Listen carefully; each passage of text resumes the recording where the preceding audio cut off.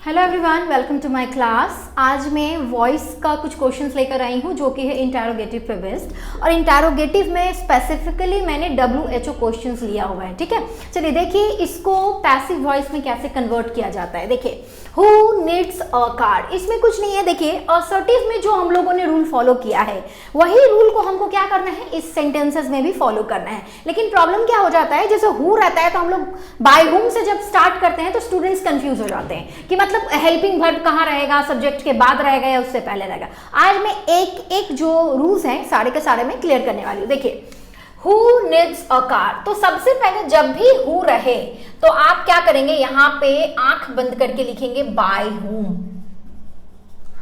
ठीक है, आप क्या लिखेंगे, बाय हुम। जब भी हु रहेगा तो आप क्या लिखोगे यहाँ पे, by whom. Okay, now who needs a car, तो सबसे पहले आपको ये चीज का क्लियर होना चाहिए कि हमारा जो सेंटेंस दिया हुआ है ये किस टेंस में है, ये पास्ट में है या प्रेजेंट में है, क्योंकि हेल्पिंग वर्ब आपको उसी को देख के बिठाना पड़ता है। चलिए देखिए, हु नीड्स अ कार, तो मैं यहाँ पे देख ली कि ये वर्ब है, उसके साथ एस लगा हुआ है, means this sentence is in simple present form. Right, तो सिंपल प्रेजेंट के लिए हमको पता है क्या लगाते हैं हम लोग, इज आर एम, यही लगाते हैं, जो कि मैंने बताया था फॉर्म ऑफ बी का काम करता है। फॉर्म ऑफ बी जो मैंने रूल्स में दिया था। चलिए बाय हुम, और पहला क्या था, पहला मैंने रूल बताया कि जो हु है उसको आप क्या करेंगे, हुम, बाय हुम यहाँ पे करेंगे।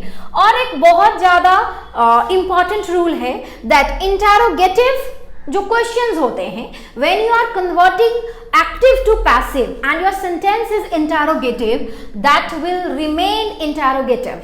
आपका जो क्वेश्चन है अगर वो इंटरोगेटिव सेंटेंस है तो जब आप उसको पैसिव में कन्वर्ट करेंगे तो वो भी क्या रहेगा, इंटरोगेटिव ही रहेगा।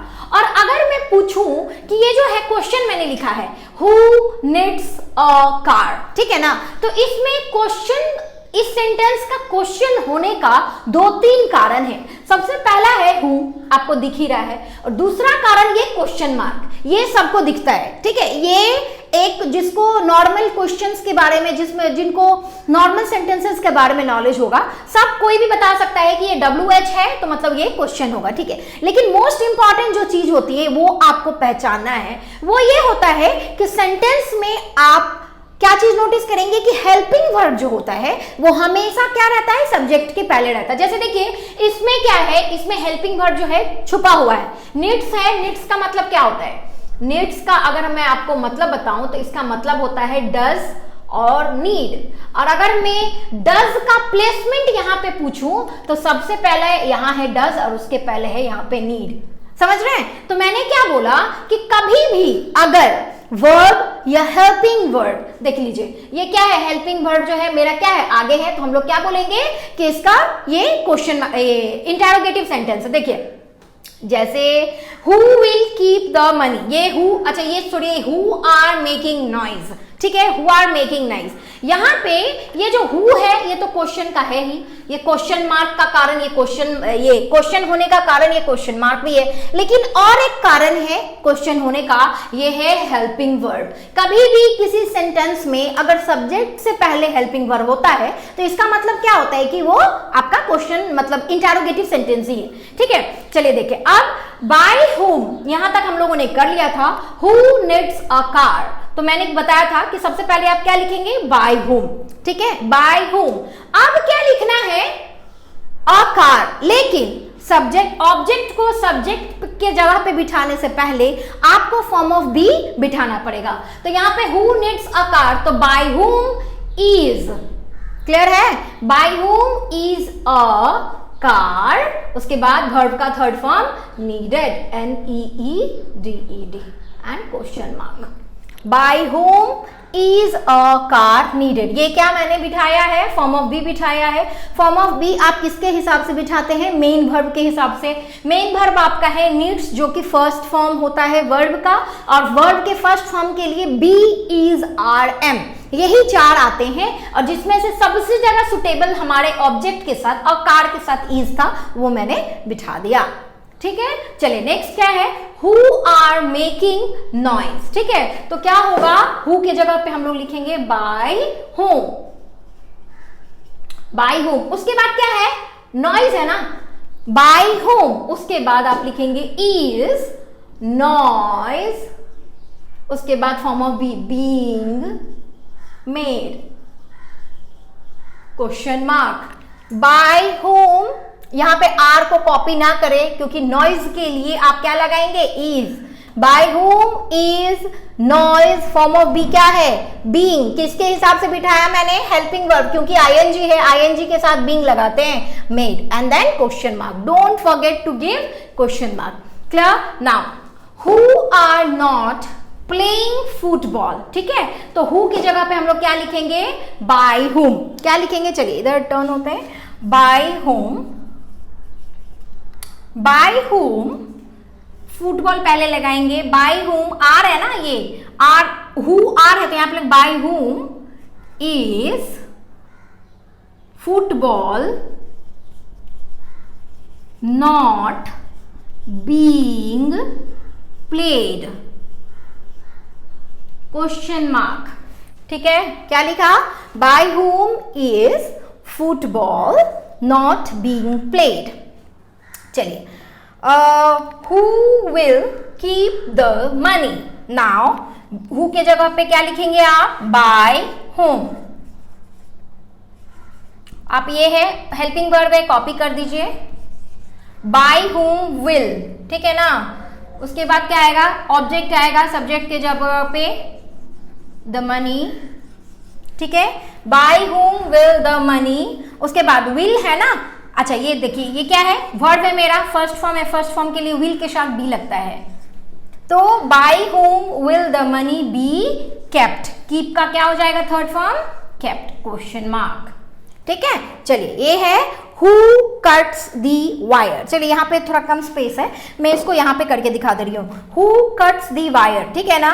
तो यहाँ पे इसका आंसर क्या होगा, बाय होम, ये हमारा आंसर है 5th नंबर क्वेश्चन का। ठीक है, चलिए हु कट्स दी वायर, तो आंसर क्या होगा, बाय होम, ठीक है ना, इज, यहाँ पे हेल्पिंग वर्ब तो था नहीं, है ना, क्या है मेरा यहाँ पे मेन वर्ब है। मेन वर्ब कौन सा फॉर्म में है, सेकेंड फॉर्म में ही बोलते हैं, एस लगा हुआ है, तो इसके लिए क्या लगाएंगे, वायर आएगा, तो वायर क्या है, सिंगुलर है, तो उसके लिए इजी लगाएंगे, तो by whom is the wire, bye whom is the wire cut. और कट का जो तीनों फॉर्म होता है, cut cut cut, first form, second form, third form, तीनों फॉर्म्स जो होते हैं वो क्या होते हैं, सेम होते हैं, कट होता है। ठीक है, चलिए आइए नेक्स्ट क्वेश्चन जो है हमारा है, हु किल्ड द स्नेक, है ना, तो हु के लिए क्या लगाएंगे, बाय होम, है ना।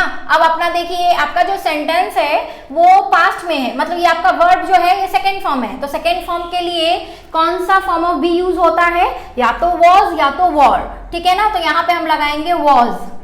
ठीक है, अगर आपको ये जो मैं फॉर्म ऑफ बी का चर्चा कर रही हूँ, फॉर्म ऑफ बी कौन सा लगता है, वर्ब के हिसाब से लगता है, अगर ये चीज आपको समझ में नहीं आ रहा है कि हाँ मैम किस चीज के बारे में बात करिए, तो kindly go and watch my videos, क्योंकि प्रीवियस वीडियोस में मैंने सारे ही जो रूल्स हैं वॉइस का मैंने वो डिस्कस किया हुआ है। ठीक है, तो आपको पहले वो वीडियोस देखिए, क्योंकि आपको इस चीज को क्लियर करने के लिए रूल्स जो है वॉइस का वो एक्चुअली क्लियर होना चाहिए। ठीक है, तो देखिए, by whom was the snake killed, and then question mark. Okay, now the next one is who completed the project. Now who है तो हम लोग लगाएंगे बाय होम।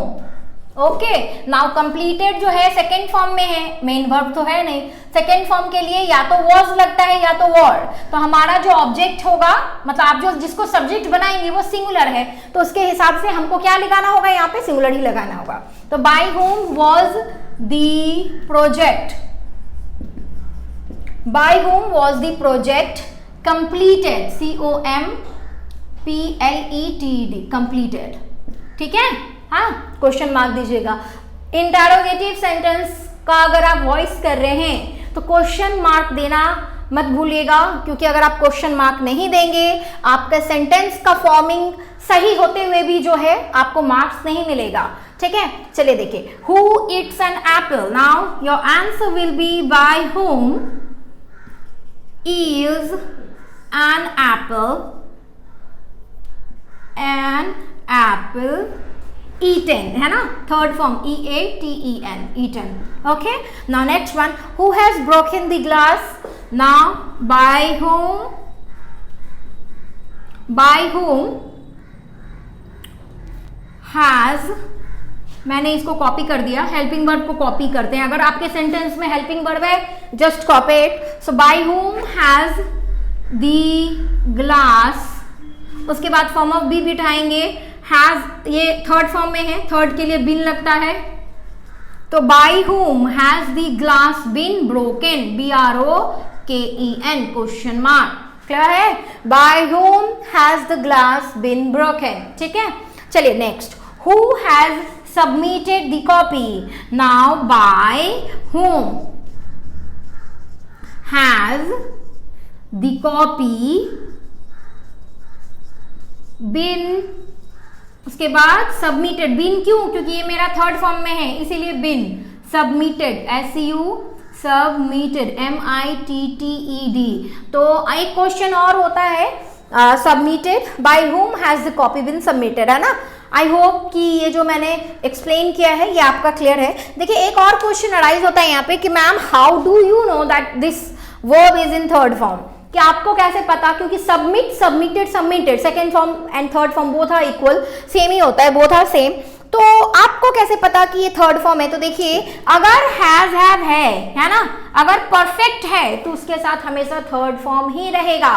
ठीक है, चलिए तो ये रहा हमारा आज का क्वेश्चंस. आज के सेशन में हम लोगों ने इंटरोगेटिव का स्पेसिफिकली हु जो क्वेश्चंस होते हैं, हु को मैंने जो है प्रेफर किया है और मैंने यहाँ पे डिस्कस किया है. नेक्स्ट क्लास में मैं इंटरोगेटिव के कुछ और क्वेश्चंस लेके आने वाले हूँ, लेकिन वो मिससेलेनियस रहेंगे, उसमें सारे क्वेश्चंस आपको मिक्स मिलेगा. ठीक है, तब तक के लिए मेरे क्लास के साथ बने रहे.